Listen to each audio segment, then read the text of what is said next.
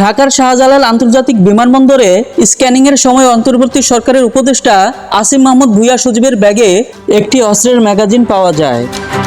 রোববার ভোরে মরক্কোর মারাকেশে অনুষ্ঠিত ওআইসি ইউথ ক্যাপিটাল প্রোগ্রামে অংশ নিতে দেশ ত্যাগের সময় এ ঘটনা ঘটে।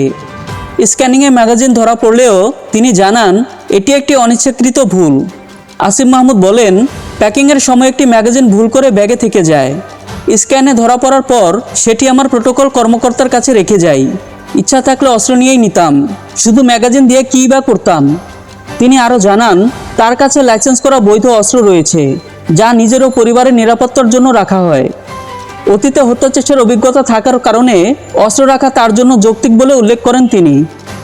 এছাড়া সংবাদ মাধ্যমে চাপ প্রয়োগ করে নিউজ সরানোর অভিযোগ স্বীকার করে আসিম মাহমুদ বলেন, ঘটনার পর আমি ফ্লাইটে ছিলাম, কোনো নিউজ সরানোর চেষ্টা করিনি।